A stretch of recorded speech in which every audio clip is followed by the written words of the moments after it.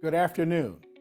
I am Gregory Washington, the president of George Mason University, and it is my pleasure to welcome you to Russia's war on Ukraine in a historical perspective.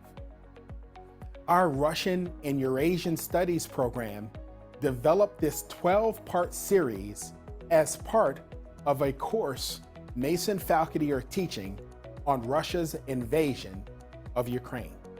The goal of this series is to present the work of 12 scholars and writers from around the world. Their insights help us to understand the historical relationship between Russia and Ukraine, the invasion itself, and the remarkable resistance of the Ukrainian people. Through the perspective of these historians, we are better able to comprehend the war in Ukraine in a broader context. This series is an illustration of how humanities research in a public research university can create knowledge, spur discussion, and expand understanding of complex global issues. We appreciate your viewership of this series, and we are proud that George Mason University can bring it to you. Enjoy.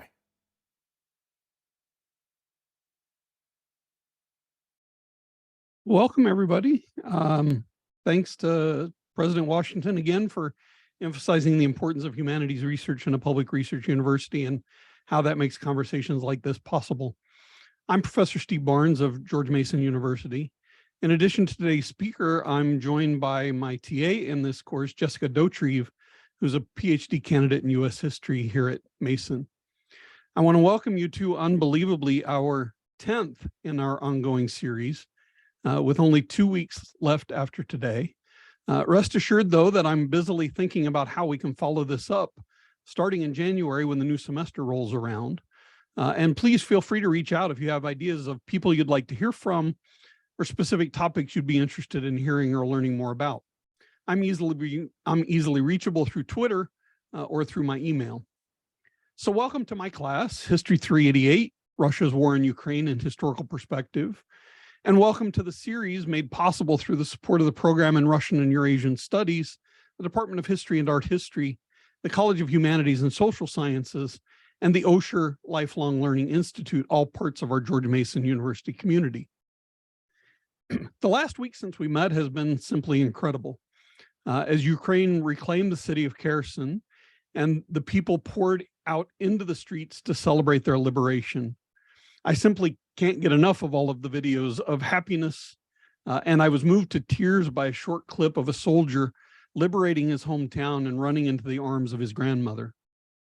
The stark contrast between Russia's occupation of the city, met by protest from this resilient local population, and the scenes of what actual liberation looks like, sounds like, and feels like, simply warms the heart and reinforces why we must continue to support Ukraine in its quest to liberate all of its people. Between the news from Kherson and the results of the midterm elections, I'm more firmly convinced than ever that this liberation will happen. But we must continue to support Ukrainians through what will be a difficult winter. Our speaker today is director of the Ukrainian Institute in London, and they have put together information on how you can help Ukraine. And I'd urge you to do so now more than ever. Jessica will share a link in the chat. Additionally, I'll remind you to join conversations with me and Professor Cynthia Hooper of the College of the Holy Cross on Fridays at 3 p.m. Eastern.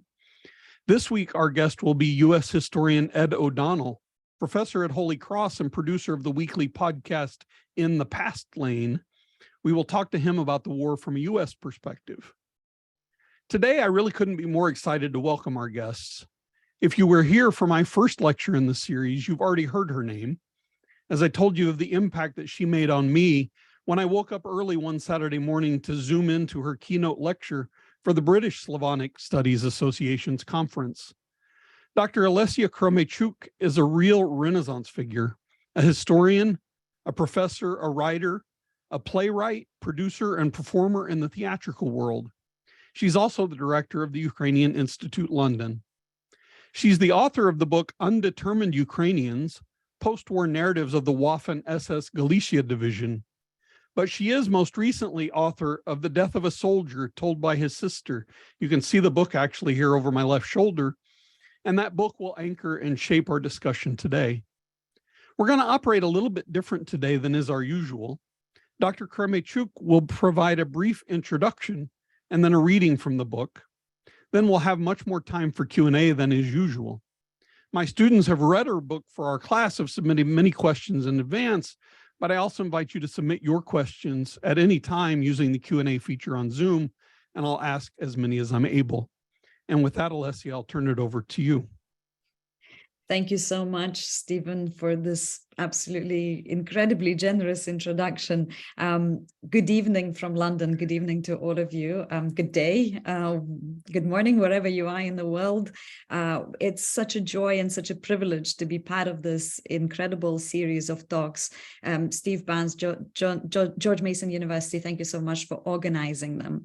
And I am particularly pleased to have the opportunity to discuss what it's like to be a researcher of war and someone directly affected by Russia's war in Ukraine, at the same time in the company of other researchers and students. And I am really looking forward to our discussion, because I'm sure that the questions that you're going to ask will help me think through a lot of the questions that I think about at the moment, but I don't have answers to yet. In my academic work, I've specialized in the history of the Second World War, as Steve mentioned earlier, wartime collaboration, post-war displacement, gender in war, and various other things connected to the Second World War. But also I wrote about women's participation in the war in Eastern Ukraine. So for about 10 years or so, I've collected a lot of interview testimonies. I conducted a lot of interviews with former participants, survivors, and victims of wars, veterans as well, and analyzed their testimonies and archival documents related to the subject of war. So I was immersed in the language of political violence for quite a long time. But I never tried to distance myself entirely from the stories that I collected. And I was frequently really profoundly moved by what I found, whether in the conversation with those people that I interviewed or in archival documents as well. And yet I played the role of impartial and neutral researcher quite well, at least I thought I did. I remembered that the stories I was collecting were other people's life stories, but they were also research material for me. In 2014, everything changed. When Russia started its aggression against Ukraine, my own world was shaken by a new war in Ukraine. And the following year, in 2015, my brother Volodya volunteered to fight in the Ukrainian armed forces. And in 2017, almost 2 years after he spent almost 2 years serving in the armed forces, he was killed in action. He was killed outside of Popasna in Luhansk region. So the war for me was no longer just about other people's lives. It became very much part of my own life and part of my family's life. Battling my grief, I found it very challenging to process what it meant to continue being a researcher as well as someone so profoundly affected by this war personally. So when I wrote the book, these reflections, they kept coming into the narrative in the book. And there are at least 2 chapters that deal with this subject specifically, directly. They're called Theory and Practice of War, Part 1, and then Theory and Practice of War, Part 2. And I'm absolutely thrilled to be given the chance to read one of those chapters for you today, and hopefully we'll be able to discuss some of these issues in more detail after I've read the chapter. So let me proceed to reading the chapter. Theory and Practice of War, Part 2. This is the last of 3 sessions we'll have on the Second World War. Before the Easter break, as I'm sure you remember, we looked at the causes of the war and discussed the reasons for the Soviet victory on the Eastern Front. The focus of today's seminar is on the cost of the Second World War. As I introduced the seminar, I noticed that the students seemed eager to learn. They had rested during the break and were ready to engage in discussion, especially since the exam was imminent and few things can motivate students more powerfully. 9 hours dedicated to the war on the Eastern Front is pretty generous for a history course in a British university. Normally, you would have to rush through everything from causes to consequences in one class and somehow explain the complexity of it all to students. Having 3 whole hours dedicated to the issue of costs, combined with the enthusiasm of the students, would normally seem like a professional dream come true. Not this year. Unlike my students, I had returned from the break exhausted, confused, and barely able to function in my day-to-day life, not to mention in a professional setting. Normally, when teaching the class on the costs of war, I would encourage my students to think of the people behind the numbers in their textbooks, because it is individuals who die in wars, ethnic cleansings, and genocides. It is actual living, breathing people who become the casualties of war. These are not abstract losses. Each loss is the loss of a real person, and each individual loss means some family's world being shattered. Now I was trying to imagine what a history book about the war in Ukraine, in which my brother was one of those unfortunate losses, would look like. I tried to perceive him as part of the number of casualties, but I could not. My brother did not fit into any number, no matter how great or small. Cost suddenly seemed like a funny word. I imagined 2 people having a chat in the market. How much are your wars? Oh, it very much depends. Are you thinking of a small local or a war or total world war? A small local one to begin with. Anything between 5 and 20,000. What about a big one? We'll be talking millions, I'm afraid. Millions, eh? I'll stick to the small one for now then. Good choice, sir. Shall I wrap it up for you? No, that's all right. I don't have far to go. This grotesque dialogue continued to play out in my head as I was trying to talk to my students about military and civilian casualties, the Shoah, the rapes, the destruction, the traumas. I spent the rest of the class focusing on the facts and trying to swallow the lump I felt in my throat. I didn't want to share my personal tragedy with my students. I love teaching, it comes naturally to me, but merely performing the role of a lecturer is unnatural.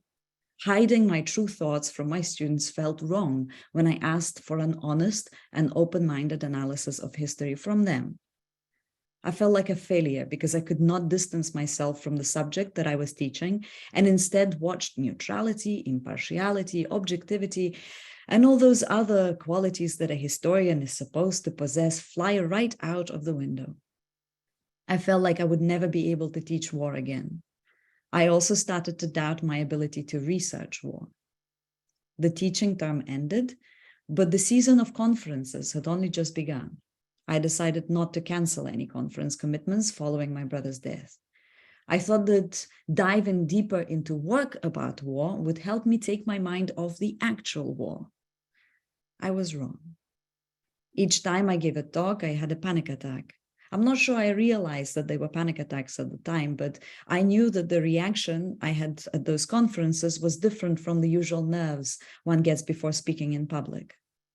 I felt dizzy, breathless, nauseous, and a bit like I was going to die. I felt embarrassed and feared that others would see me in that state and think me unprofessional. I was scared that people would judge my work through the prism of my personal tragedy. Her brother died in the war, and that's why she says what she says.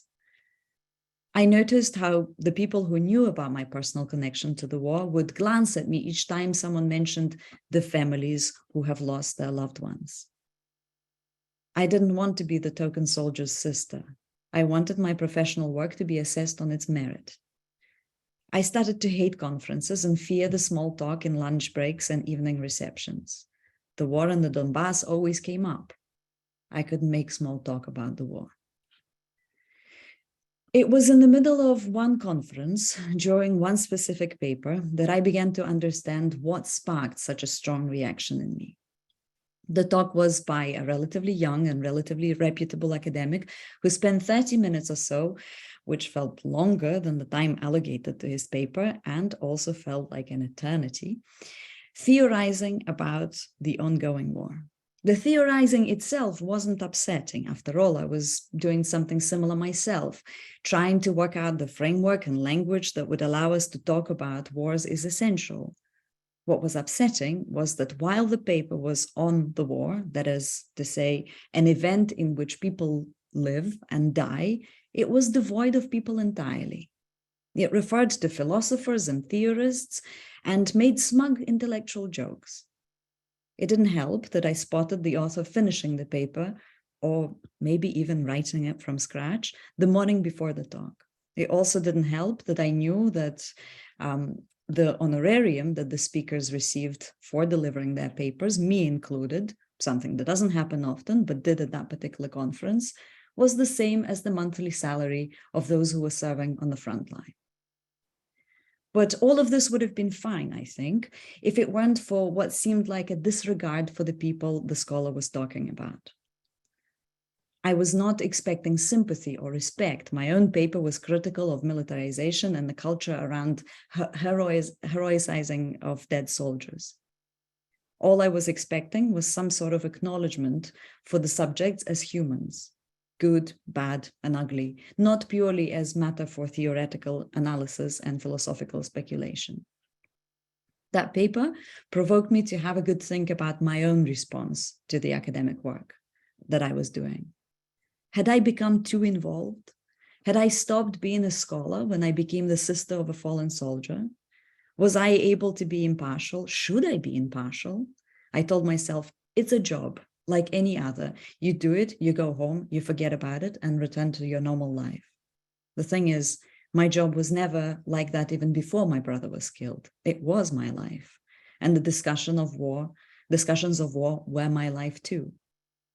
Now that war itself had become part of my life, I desperately wanted it just to become a job. But I didn't know how to do that. Since my brother's death, the war has been part of my daily existence, and I have learned to live with it. I wish I could say that I don't get panic attacks at conferences dedicated to war anymore, but it wouldn't be true. One thing I learned, however, was that personal vulnerability is not a sign of failure. It can be an effective facilitator for a discussion of something so unimaginable and yet so commonplace as war. I've also learned that honesty and impartiality are not incompatible. Your classes on the Second World War are different from other classes I have on the subject. A student who specialized in war studies and who was getting ready to join the British Army after his degree told me. How so? I asked. He thought for a while, looking for the appropriate word. They are emotional, he finally said. I thought he must have said that because I was one of the very few women in the department who taught war. It was the end of the term, and I felt too tired to explain to him why the use of emotional might have been problematic. So I just asked him to clarify what he meant. You talk about people. It's all about humans in your classes, not just battles, but humans, elaborated the young man. Well, it's humans who fight those battles, right? It's humans who die and kill other humans. I tried to explain what seemed so obvious to me, but clearly wasn't apparent to everyone. Yes, I guess. I just hadn't thought of it that way before, admitted the student who was about to become a soldier. Well, thank you so much for listening to that chapter. If you allow me, Steve, I'll just follow up with a couple of reflections that I've thought about since I've written the book, because I keep reflecting on the way that my views change about the relationship between researching war, narrating it, and experiencing it or witnessing it as well.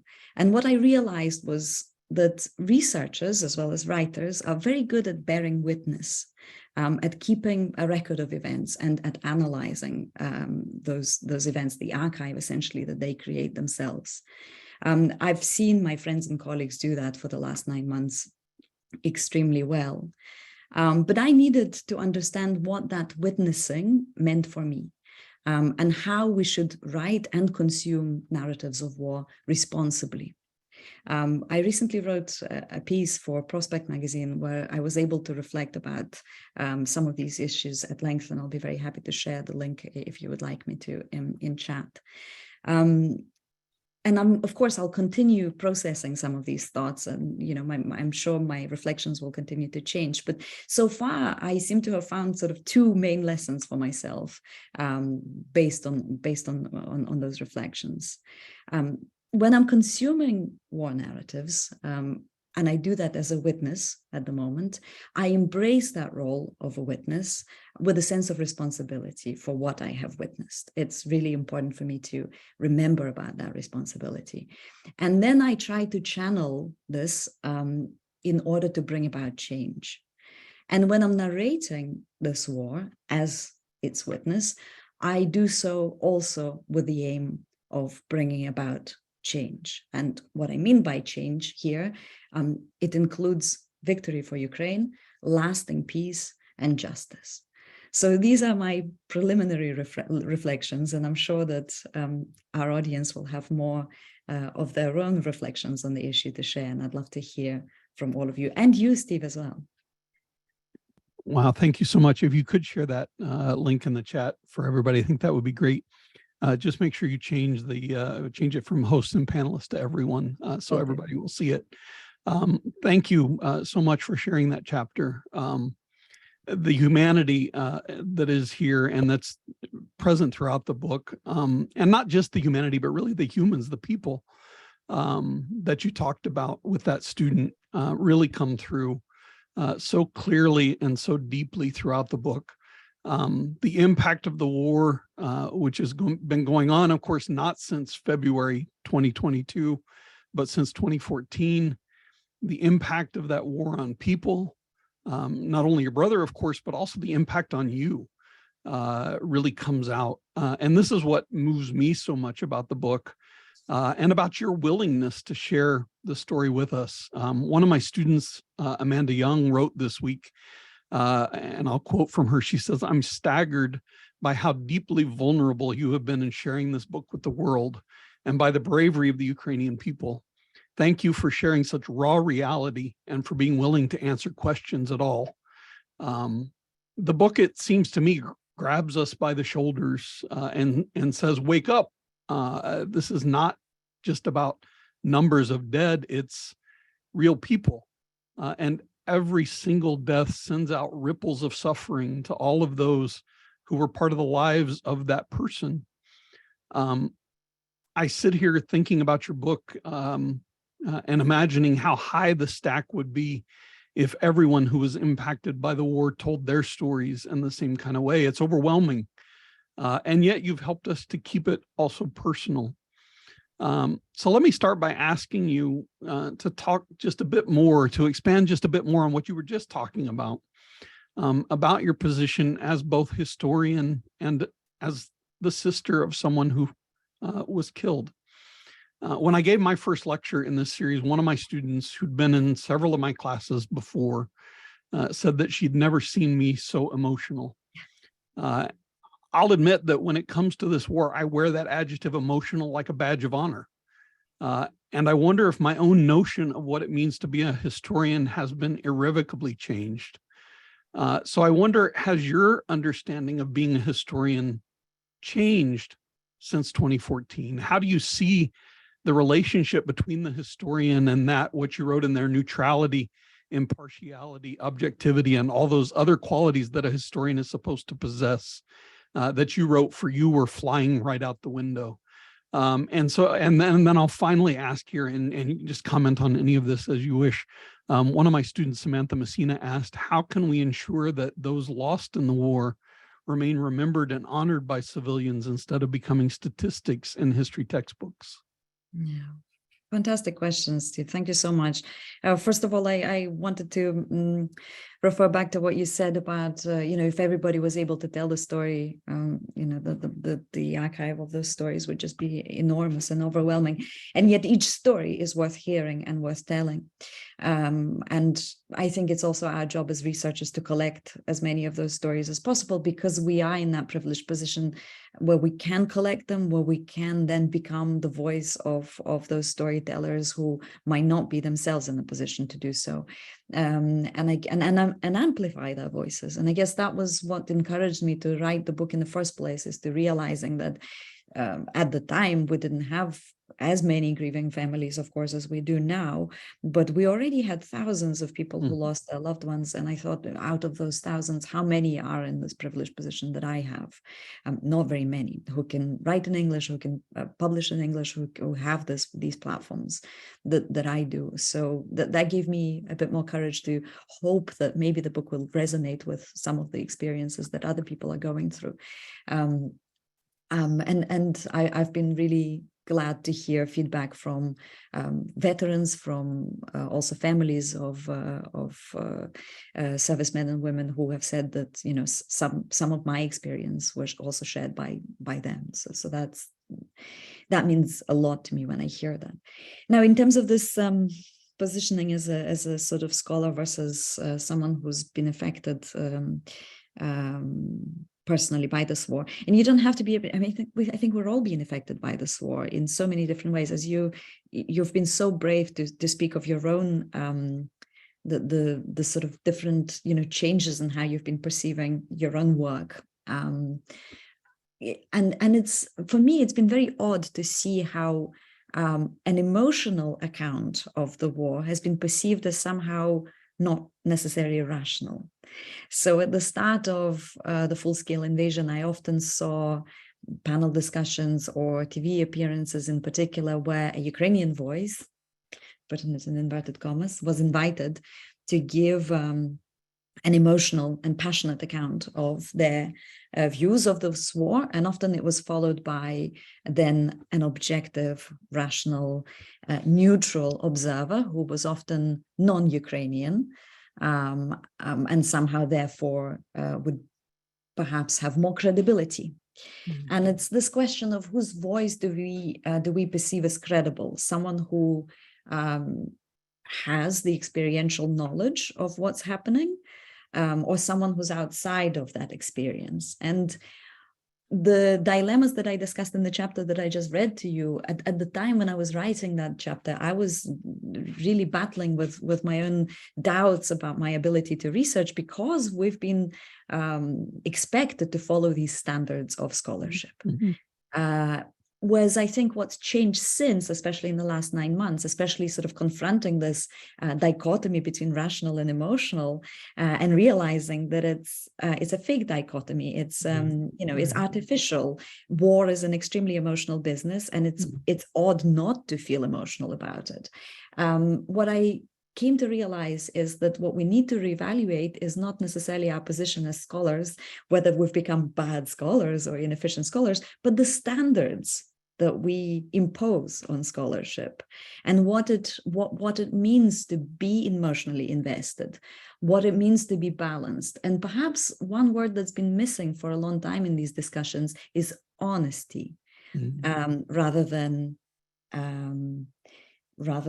balance, for instance, because balance, I think it's present, this idea of balance as responsible way of writing has been present in academic research, but also we see it very clearly in the media reports, where the media hold this sort of shield of perceived balance in order to produce responsible reporting. And what I mean by that is why I say so-called balance is because, when you say Ukrainian state says that the Russians have shelled a residential building, the Russian state says the Ukrainians have shelled a residential building. Well, the two sides putting forward the two arguments is not balanced reporting, is irresponsible reporting, because we know that one side is lying. So that's why I've always been very keen on an honest approach to researching, academic research, and I think that's just been exacerbated by the experience of the last few months and the last few years as well. I've never hidden my position from my interviewees. For instance, I would come to the interview rooms completely open about my own position on the subjects that I was studying. I mean, I studied what could be perceived as controversial subjects, such as collaboration in the Second World War, militarization. But I also made it very clear that I wanted to hear my interviewees' stories because they matter, and I respect them for what they are. And that is why I'm in that room. But I'm not going to pretend that I don't have an opinion on the subject, because that would just be unfair on my interviewees. And I guess now I feel much more confident in that approach, whereas before I wasn't always. I often doubted whether I was still within the standards that we hold as as standards appropriate for historians. That was a very long answer to. No, I mean, it's really terrific, and I think sort of counterposing honesty to balance, or honesty even in some sense to objectivity, I think is really important. And I think it would be irrational to not be emotional about this. But I think also to be honest about where we stand. I have a Ukrainian flag behind me. I wear a Ukrainian flag on my pin all the time, pin on my lapel all the time. I was very honest from the very beginning of this that I'm not impartial when it comes to this war.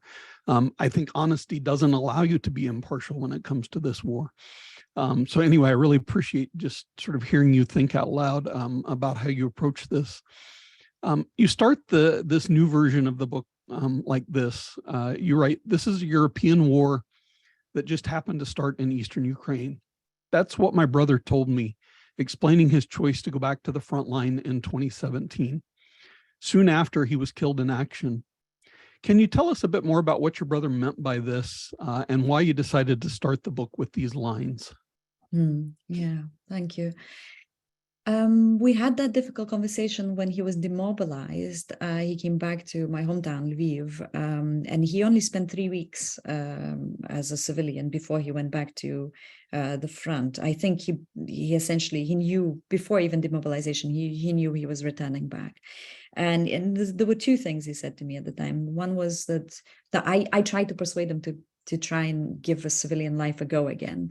He served for a long time. He served in a very difficult, he was at the front for a long time. And I thought, look, this is, try and, find your space in civilian life again. But he said two things. He said, I get nightmares when I sleep in my civilian bed, and at the front I don't get nightmares, which made me think and reevaluate how we perceive peace and war. And, that he's, I suppose he felt more peaceful in a strange way at the front, rather than in peaceful city of Lviv, which was peaceful at the time. And the other thing he said, what you just quoted, that this is a European war that happens to start in eastern Ukraine, and sort of, making me, or trying to make me realize that I was being naive to think that it was going to be contained to eastern Ukraine or to Ukraine. And at the time, I have to admit that I was very much like many of us, especially far away from the trenches. I did not want to believe those words. I wanted to believe that it would be contained to eastern Ukraine, or at least to Ukraine. And yet, whenever I spoke to veterans, anybody who's had experience of the war zone in eastern Ukraine, they all said the same thing. It's going to escalate. It's going to escalate sooner rather than later. But I guess the further away from the trenches you are, the less you want to believe in that. But yes, I thought about it a lot since February 2022 about what my brother told me. And that is why I wanted to start the book, the new edition of the book, with those lines, to perhaps maybe shake those people out of the kind of slumber that I was experiencing at the time when he spoke to me, who still find it difficult to believe that this is the sort of war that's already involving so many more countries besides Ukraine and Russia. I think we're still reluctant to think that it's affecting us in peaceful parts of Europe, for instance, or outside of Europe for that matter. I mean, it is affecting us when we are worrying about energy prices at the moment, when we're worrying about cost of living in all over the world, but in particular in different parts of Europe, when we are worried that there might be another huge famine, especially in the poorest countries of the world. It's tempting to forget that it's not linked. It's tempting to forget that it is linked directly to Russia's war in Ukraine, and that Russia is weaponizing energy, that Russia has been using nuclear terrorism to make us, pay as little attention to what happens to Ukraine and worry and focus on our own fears, that Russia has been using grain as a weapon of war, not to mention disinformation and so on. So that is why I wanted to focus on that phrase, to perhaps encourage people to also maybe stop being naive like I was naive in 2017. Thanks. You write in the book that the West was discovering Ukraine after February. But you also note that too often you felt that journalists who were asking you questions were always asking you to respond to Vladimir Putin's transparently false assertions that Ukrainians and Russians are the same people.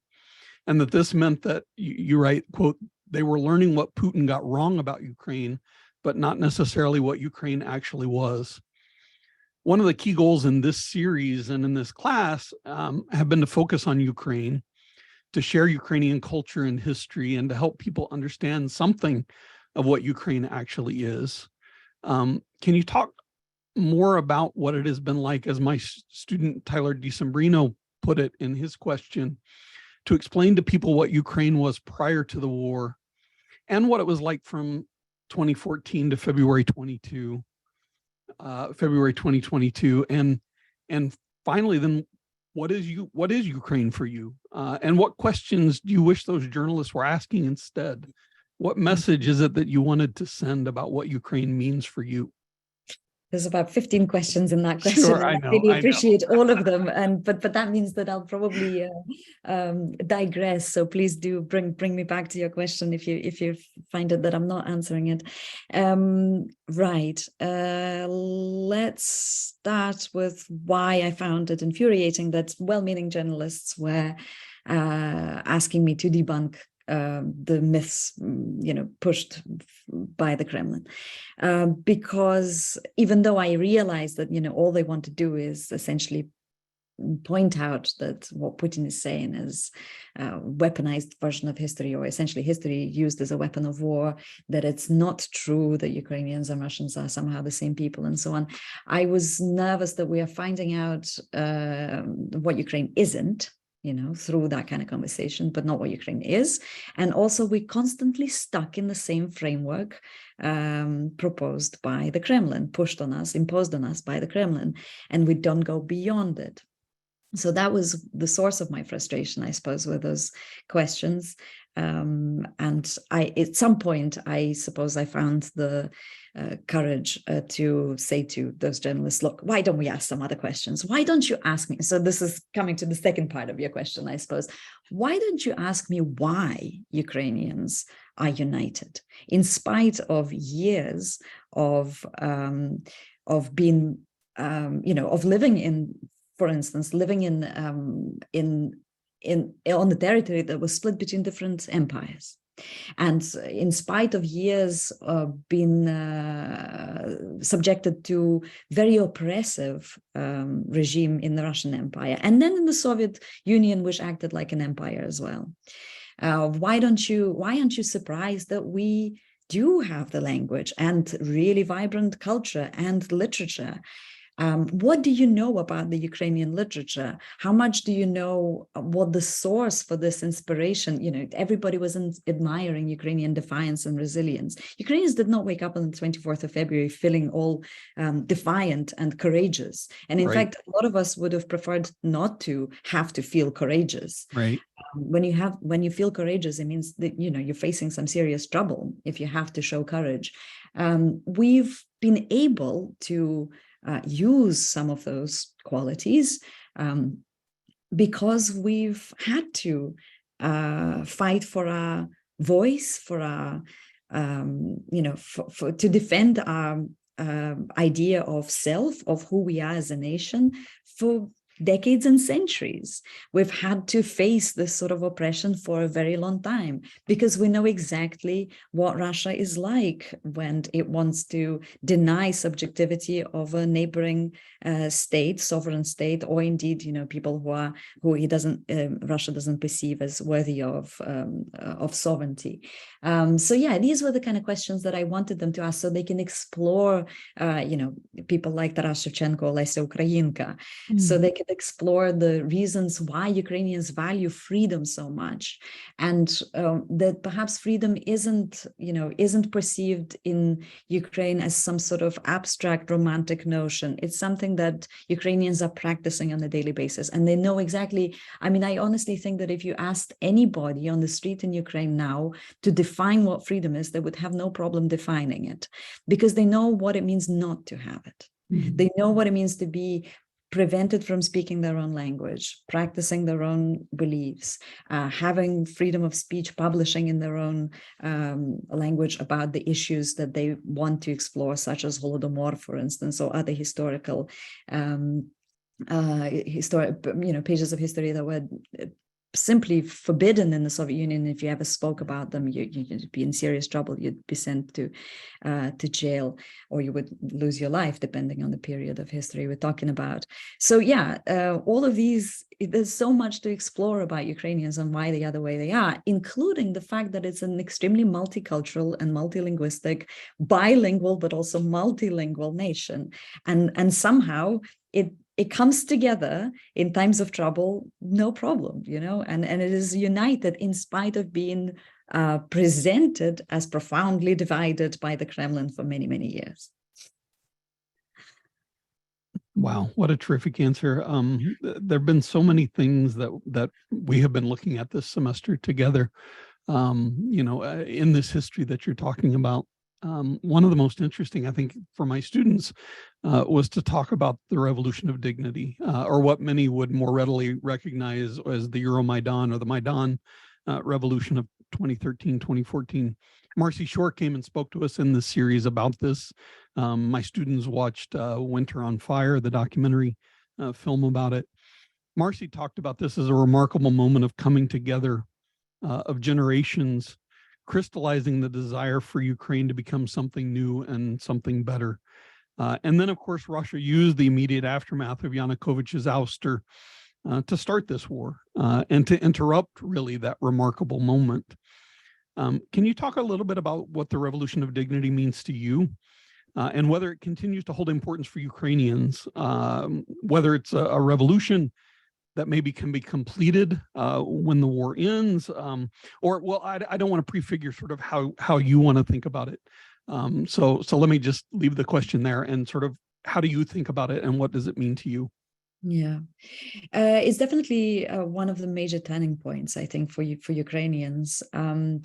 I don't want to overemphasize 2014 as the moment, 2013, 2014 as the moment when Ukrainians came together, because Ukrainians have had a very clear idea of wanting to be, a sovereign nation for a very long time, and now became very clear in the 90s, in the referendum in particular, when over 90% voted to support Ukrainian independence. So there was never any doubt as to Ukrainian desire to, or the desire of Ukrainian citizens, residents of Ukraine, to live in a sovereign, independent Ukraine.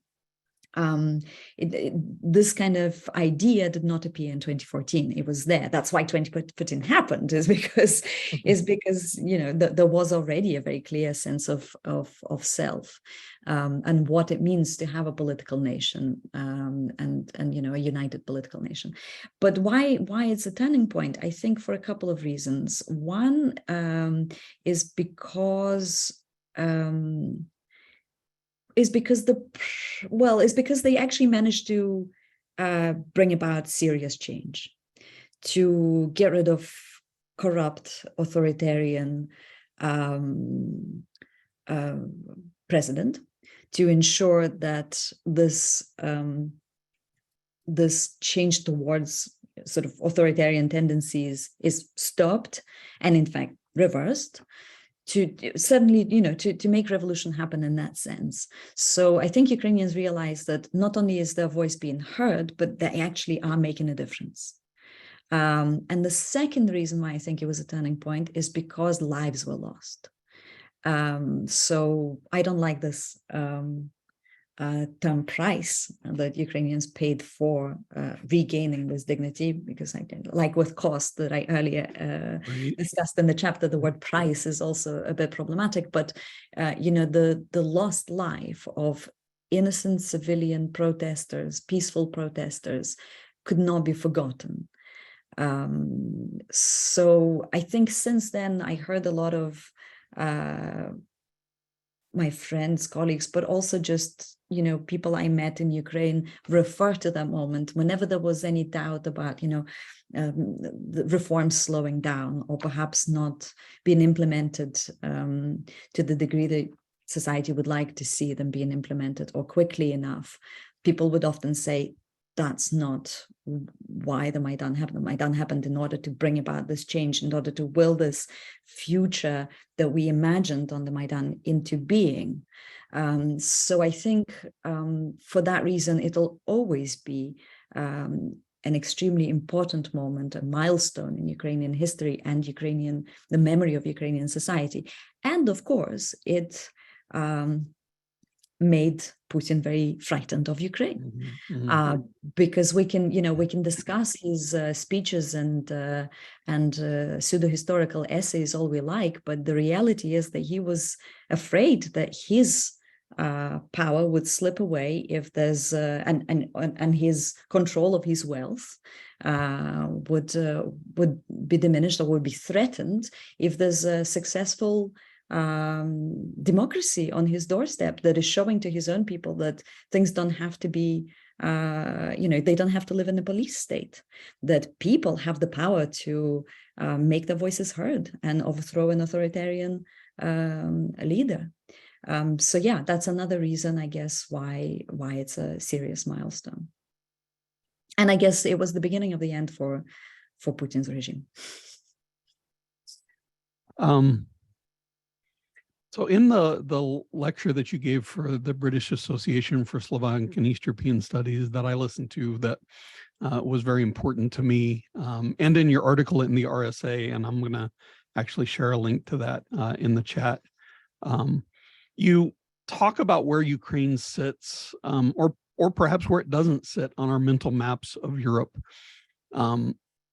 This lecture, by the way, impacted literally every aspect of why and how I created this course and this series. One of my students, Megan Allen, has asked if you could talk about how you think it is possible for a country of 40 million to be absent from our mental maps. Or perhaps I can put it like another of my students did, Lucas McMillan. So he shared some of the things that we have learned and talked about this semester, for example, about Kievan Rus. He says, what caused Ukraine to be pushed into the background? Was it Russia, the Mongols, the Soviets, or was it something else? And he finishes, I just can't understand how a place that was so significant to Eastern Europe is and was ignored everywhere else. Yeah, I'll leave it at that, and I get your comments a little bit. Thank you. All of these are fantastic questions. Maybe I should begin by saying that when I spoke at BASIS, the situation was a bit different from the way it is now. I think a lot of work has been done by researchers, by journalists all over the world to better educate themselves about Ukraine. And I'm pleased to see that. And I see a lot of goodwill and a lot of desire to make changes, to decolonize East European studies, Slavic studies, and obviously the series of events and your own work is an example of that fantastic work that is being done. So that's really encouraging to see so much change. Now, how was it possible for a country of over 40 million and an enormous size, I mean, the largest country within European continent, to be sort of invisible or perceived as small? And for that reason, insignificant, which is already problematic because small countries should not be perceived as insignificant in any way. I think in order to answer that question, I think each one of us will have a different answer. Because in order to answer that question, we should ask ourselves how we acquire knowledge about different parts of the world. What informs our mental maps? For a lot of us, it's going to be education that we've gone through. And even if you did an East European degree or Slavonic studies degree, it would likely have focused on Russia. Mm-hmm. So I do not hold my students, but I refer to my students in that lecture, in that article that you mentioned, when I asked them to draw a border of Europe as they imagined it on a black and white map that I gave to them. They would often draw the eastern border along Dnipro River, so splitting Ukraine in half. And I did not hold them responsible for that choice. I held myself responsible and, other colleagues who taught them and especially taught them at school. Right? These were first year and second year students, so they only just started their history degrees. But if we don't provide them with appropriate knowledge, appropriate information, appropriate literature, if we don't get them to think critically of the region that they study, if we only focus on the center, former imperial center or neo-imperial center, and as we study that center, we don't study it critically, then this is the sort of knowledge we're going to produce.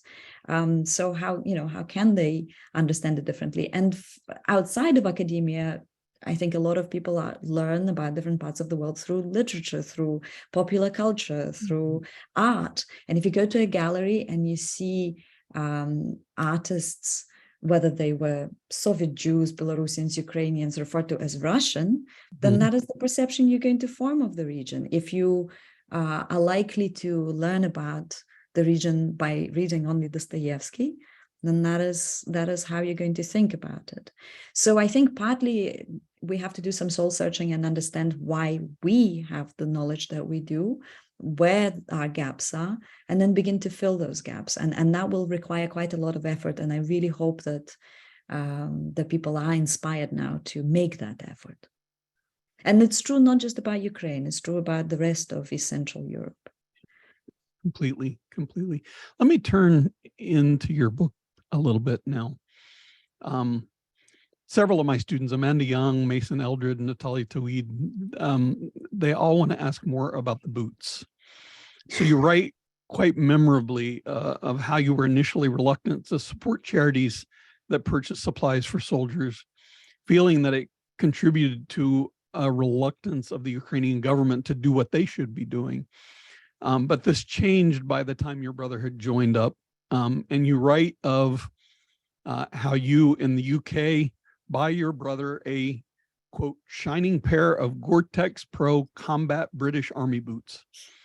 Let me ask the question that Natalia asked about this. She says, do you think since this time that the Ukrainian state has done a better job of reforming the army and providing the necessary provisions that you felt at that time you needed to help outfit your brother yourself? Yeah, great question. Thank you so much for it. Absolutely. Things have really changed in the Ukrainian army. Those first 8 years of the war, the change was enormous. And I would really like to highlight the efforts of the veteran movement in bringing about that change, in being vocal about the need to reform the armed forces, in being vocal about instances of corruption in the armed forces. I can give you an example of what I know best, and that's the changes in law in relation to female participation, women's participation in the armed forces. When Russian aggression started in eastern Ukraine, a lot of women joined up as well. But the Ukrainian law was such that it prevented women from being at the front line legally their best bet was to be sort of semi-legally there, so registered as non-combatants, of administrators and so on, but actually being at the front and performing combat duties often, because that's what was required, because there was there was shortage of well-trained, motivated personnel at the start of Russia's war in Ukraine. And more and more women joined, more and more women became vocal about this semi-legal position at the front, and it is simply unacceptable. And I remember having a lot of discussions. I write about it in the book, specifically about Maria Berlinska, who's a very well-known volunteer who herself spent a lot of time at the front and continues to be extremely active in the war effort. And I remember having tense conversations with her and saying to her, look, this organization will not reform. It's a highly patriarchal organization. Joining it is just going to legitimize the practices that they already have as a woman. And she said, well, no, we have to join them. We have to tell people about the discrimination that women suffer legally and do something about it. And I was like, okay, good luck. And they did something about it. The law was changed. It's not ideal, but it's getting better and better. Women have different kind of visibility now to what they had before. I remember in 2016 or so, when I was still actively researching that issue, whenever women were visible as service women, it would often be to shame the men into action. To emphasize their femininity and sort of say even women joined the armed forces and so on. You don't see that now. You see women's stories of service as service women, and their achievements discussed for what they are, for their professional involvement. So this is just one of the examples to show you how things are changing. And I think that a lot of that change comes from sort of grassroots initiatives, from people who have experienced combat, who have experienced frontline as volunteers and as veterans. It's a different army now, and it's a highly motivated army because it's defending its own land. And it'll stay so. Having said that, it doesn't mean that it doesn't need help. It still requires huge help of the international community, of all of us, simply because of the needs that it has. I mean, it's facing a much larger force. Okay, it's not as motivated. It's certainly not as well trained. I'm talking about the Russian army, but its strength is often in numbers, in the sense that, the Russian state has no problem using its service people as cannon fodder. So, the fact that there are so many soldiers available to the Russian state means that, Ukrainians will keep needing more and more help, more and more equipment, better equipment, having it faster than it's been supplied so far. And what we also see in the Ukrainian army is that, the value of human life is very high. You probably all saw when Azovstal defenders came back, the first group of Azovstal defenders came back, and just how much joy there was in Ukraine to see them come back, how important it was for Ukrainian society to see its prisoners of war return.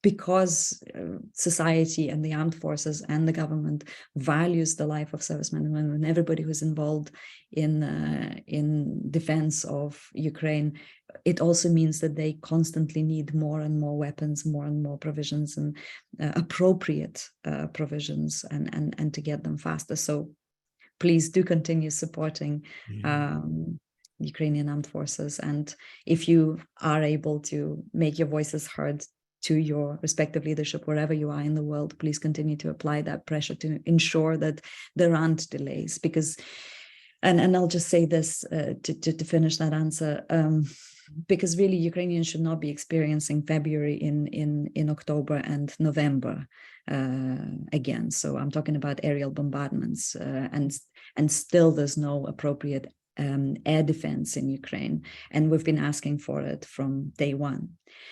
So the need is still great. Yeah. The difference, of course, between the way that Ukrainians responded to the return of those POWs and the absolutely grotesque video that has circulated over the past couple of days of the Wagner group executing quite brutally a POW returned to Russia is, I think it just speaks volumes to the difference in the way that human life is treated on the two sides of this conflict. Can you, since it's something that you studied as a historian, can I just follow up and ask you to say just a little bit more about what women are doing at the front in Ukraine, sort of specifically the roles that they're playing, how many women are present and participating in the Ukrainian army? I think people who are listening would be interested to learn more. Great. Yes, well, they do everything now.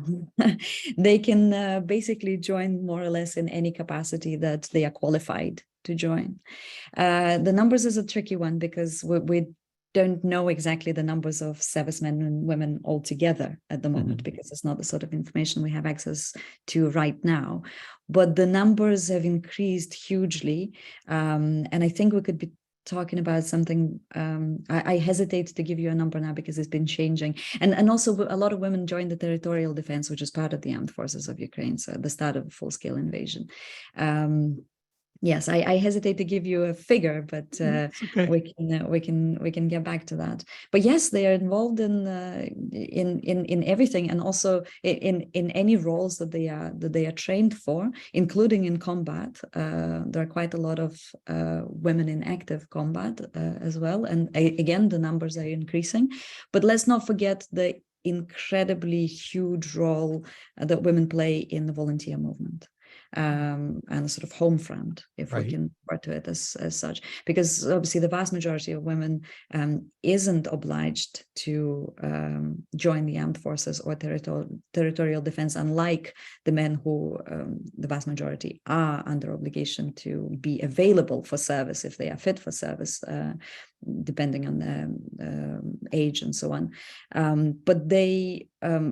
those who haven't left the country, and lots of them haven't left the country, some huge numbers are internally displaced, but they're still very much plugged into the volunteer movement. They do everything from collecting provisions to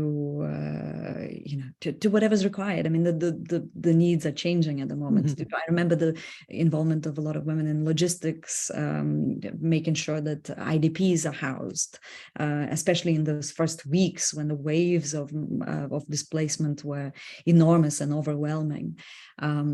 So yeah, we mustn't forget about that role as well, because our focus often in war is on the trenches and on service, on service men and women, but we forget about civilian contribution to this war. And at the moment, Ukrainian society is so united in ensuring that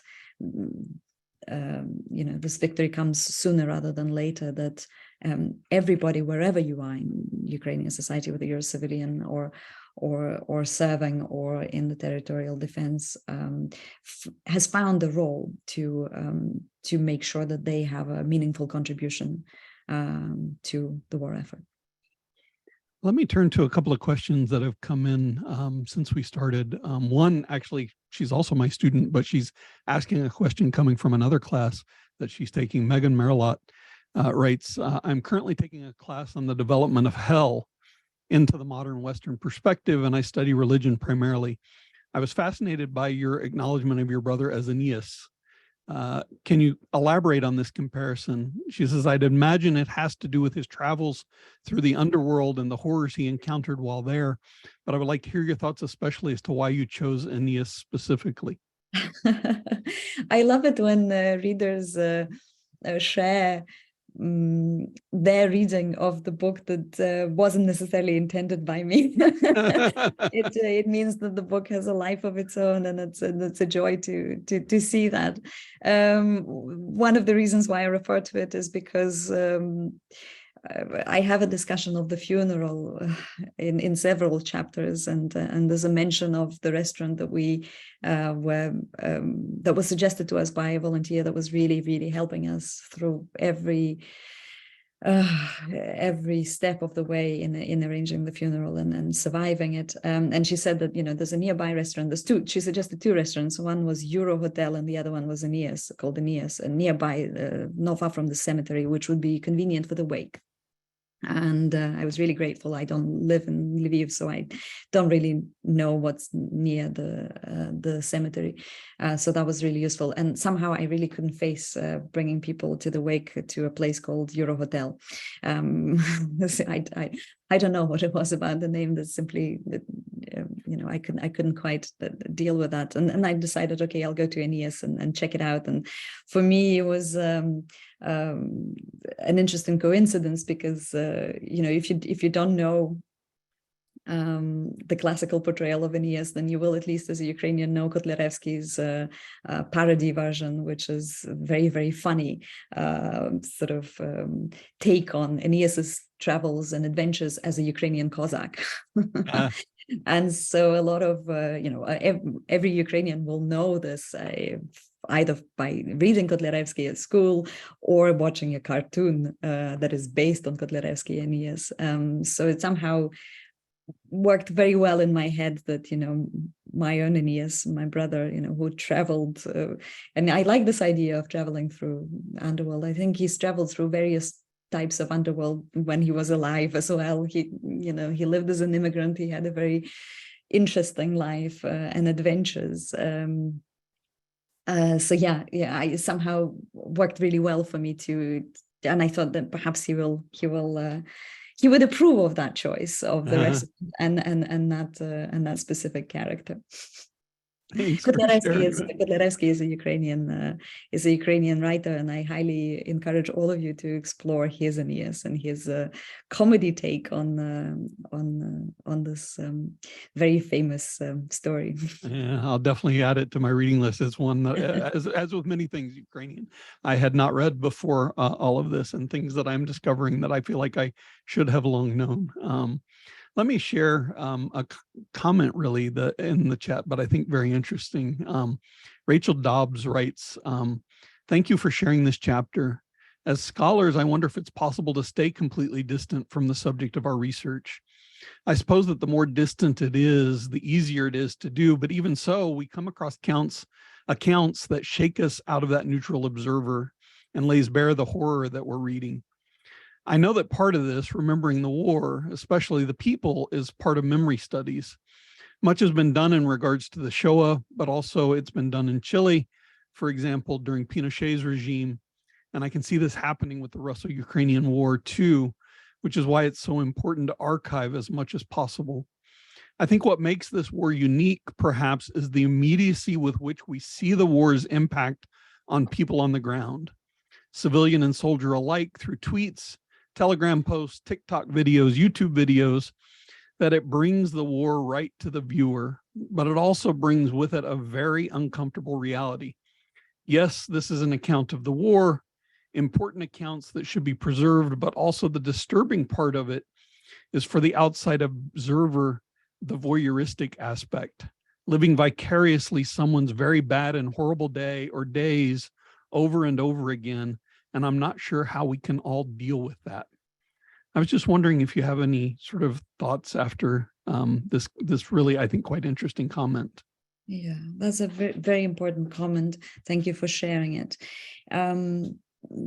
It's absolutely true. There's so much information available to us immediately. Often it's really difficult to navigate to know what is real, what might potentially have been manufactured, especially if it comes from the Russian sources, which still penetrate our media space so much to this day. And also a lot of it is so graphic that on the one hand, it gives us the perception that perhaps we have this sort of immediate access to the reality of the war, even though we're far away from it, if we are far away from it. But on the other hand, I think it can also make us very immune to the images, to the suffering, because we get used to these images. I remember Natalia Khromeychuk, Ukrainian journalist, talking about the challenges of reporting on anything really after the destruction of Mariupol.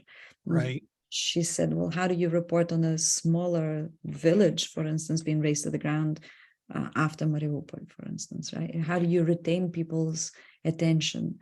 How do you tell a story of an individual when you've got mass graves? report on as well. So that's a challenge. And I think a lot of Ukrainian journalists and scholars and commentators, and not just Ukrainian, commentators all over the world, are doing an amazing job in trying to tackle this challenge. And the piece that I was talking about, the prospect piece that I shared in chat was my attempt to think through some of these issues. How do we not succumb to this informational war fatigue? How do we stay focused? And that's where the sort of witnessing, the idea of witnessing and witnessing with responsibility came from for me. The other thing that I'd like to mention here is the fact that there are organizations in Ukraine that are doing an absolutely amazing job at creating an archive, a record of war crimes. And they've been doing this for years, for the first 8 years of the war, and they've been doing it with even more, as much effort as they could possibly find in themselves since the start of full-scale invasion. And I'm thinking in particular here, an organization and an individual that should be known all over the world now because they received this year's Nobel Peace Prize, and that's Olesya Khromeychuk and her Center for Civil Liberties, who have done so much to record war crimes, individual war crimes, and specifically not just from what's available, what's in the public domain already, but actually including in the occupied territories, talking to people who have gone through that.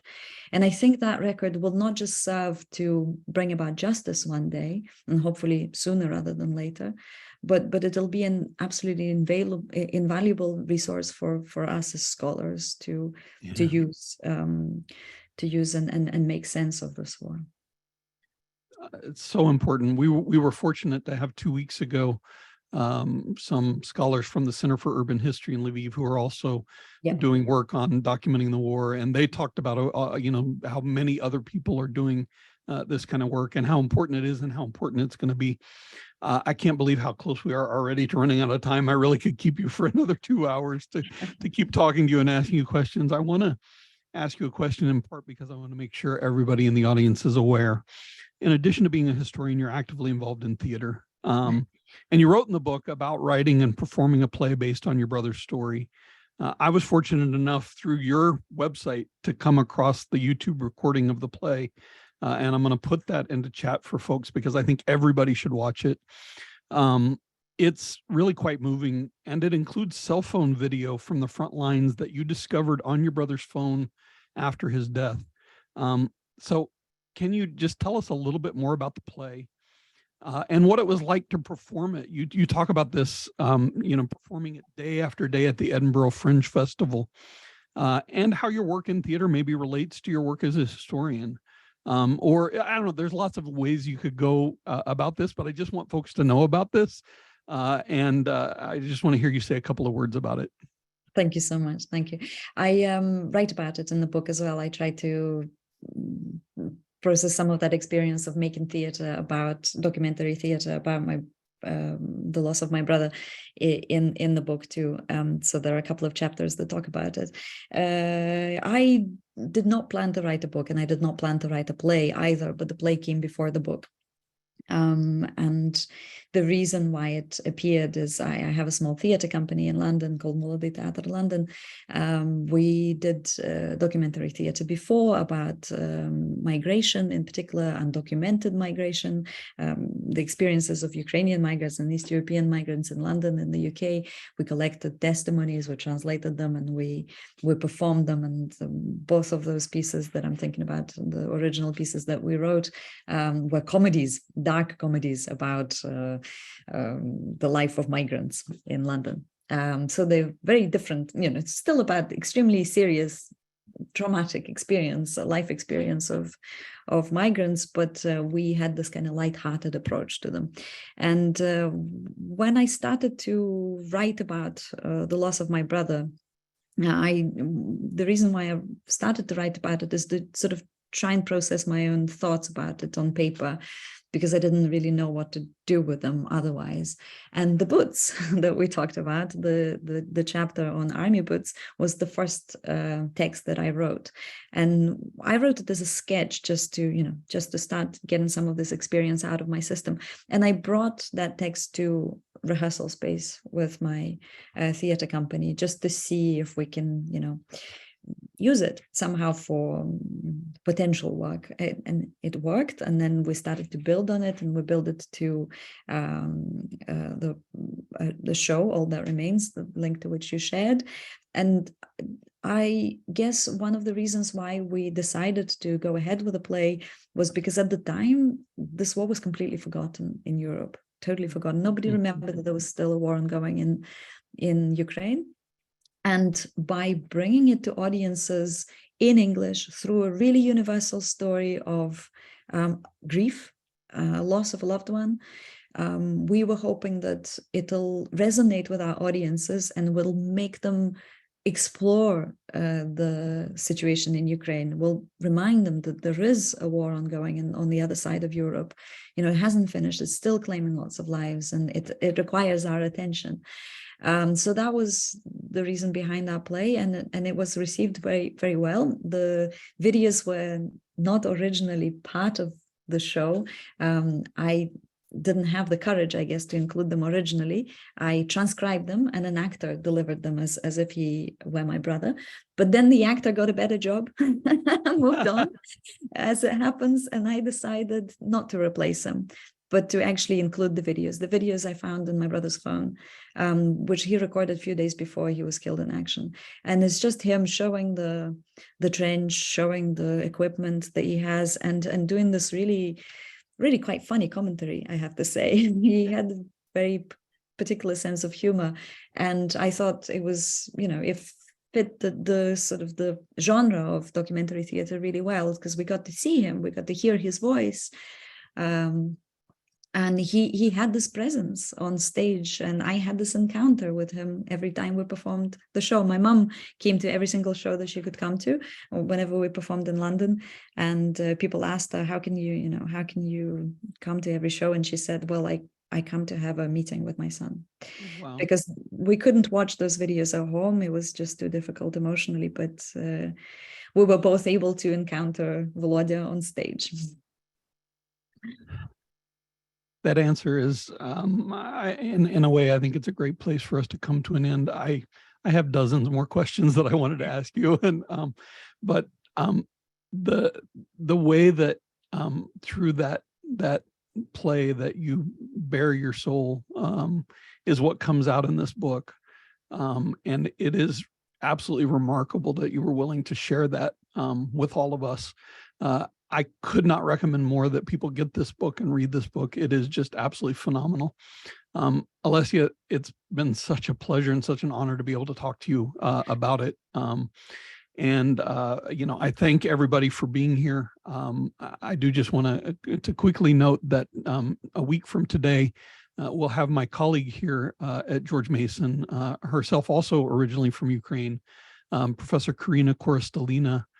She's not a historian, she's a social scientist, but she has worked for years on the relationship between history and memory and identity and conflict. And she's going to talk about the results of some research that she's been doing in Ukraine since the war began, or since the expansion of the war in February. And so I think it's really going to be a terrifically interesting and quite different session from many that we've had before. So I hope everybody will join us again at 3 p.m. next Monday. And everybody, of course, we cannot see you or hear you, but I know everybody's extending the round of applause that I am. Thank you so much for being here. It was tremendous. Steve, thank you. And thank you for organizing this series. And thanks for inviting me, and to all of our viewers who came to hear us talk tonight. Thank you. Take care, everybody.